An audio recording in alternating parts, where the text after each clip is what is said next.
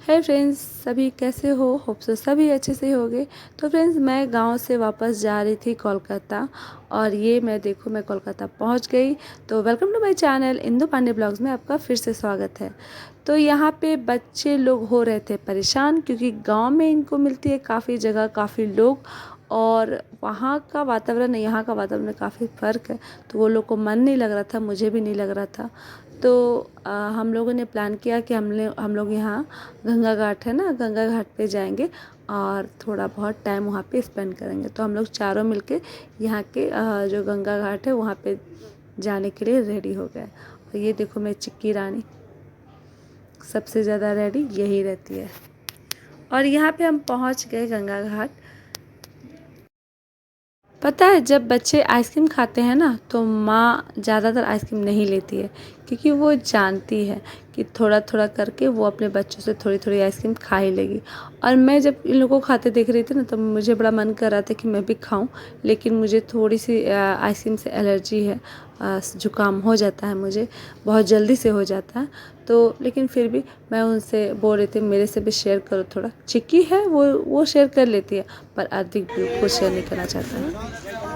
पानी पियोगा। तो अदिक को लग रही थी प्यास और भूख भी। तो फिर हम यहाँ पे आ गए। इस रेस्टोरेंट का नाम तृप्ति रेस्टोरेंट है। तो बोल सकती हूँ कि ठीक ही ठाक है, अच्छा है। फैमिली रेस्टोरेंट है। अच्छा खाना भी मिलता है अपने हिसाब से, वेज नॉन वेज दोनों।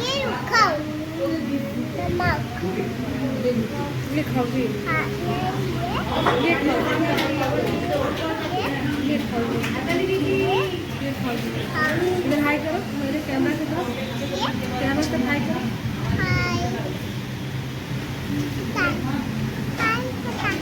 उसके बाद दूसरे दिन हम वही हमारे पास में मेला लगा हुआ था, वहाँ चले गए। और राम बोलते, क्या तुम बार बार अपने बच्चों का ये सब चीज़ें लेती रहती हो? तो मैंने कहा, आपको पता नहीं, शायद माँ अपने हर बच्चों के हर पल को कैद करके रखना चाहती है। तो मैं वही कर रही हूँ, और मुझे इसमें बहुत अच्छा लगता है। तो यहाँ पर हम लोग आए थे, और बच्चे झूले जो उनका पसंद था। और यहाँ देखो, मैं बच्चों के साथ डांस कर रही थी, मतलब उन्हें सिखा रही थी।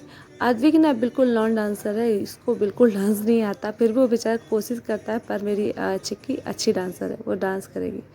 और आप लोग को जैसे पता है कि जो राम है वो सडन प्लान बनाते हैं कहीं का भी। ये रवि की वाइफ, उनकी वाइफ की बहन सालू, और उनकी बहन की बेटी थी, जो जा रहे थे दीघा। और अचानक राम बोले कि हम लोग भी चलते हैं।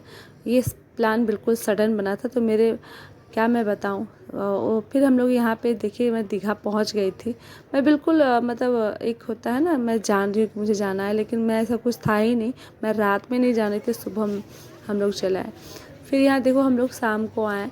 काफ़ी रात हो गई थी तब हम लोग बीच पे आए थे, इसलिए समुद्र को मैं नहीं दिखा सकती, क्योंकि दिखा सकती थी पर वहाँ बिल्कुल डार्कनेस है, इसलिए इसकी वजह से वहाँ पे मतलब समुद्र दिखाई नहीं दे देता ढंग से।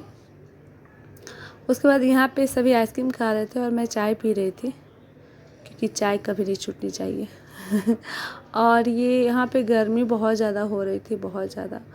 मतलब सडन प्लान होने के कारण मैं कुछ मतलब समझ ही नहीं पा रही थी कि हमें मतलब। और ऊपर से राम बोल रहे थे कि मॉर्निंग में ही हमें निकल जाना होगा, यानी कि हम दीघा में मुश्किल से 24 घंटे भी नहीं रुके। लेकिन हाँ, कोलकाता से दीघा बहुत नज़दीक होता है, मतलब 2-3 तीन से साढ़े 3-4 घंटे के अंदर आप पहुंच जाओगे। तो इसलिए फ़ायदा है, आप एक दिन में घूम फिर के रात को आप ट्रेन पकड़ सकते हो इस तरह से।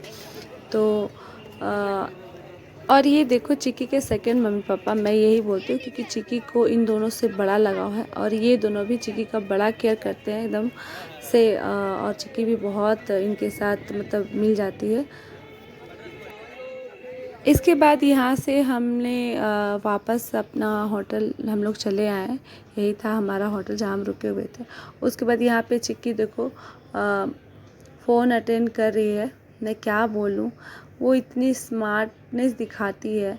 वो फ़ोन पर पता है क्या क्या बोल रही है, मुझे कुछ समझ 1 2 ABCD ऐसा कुछ पढ़ाई पढ़ रही थी।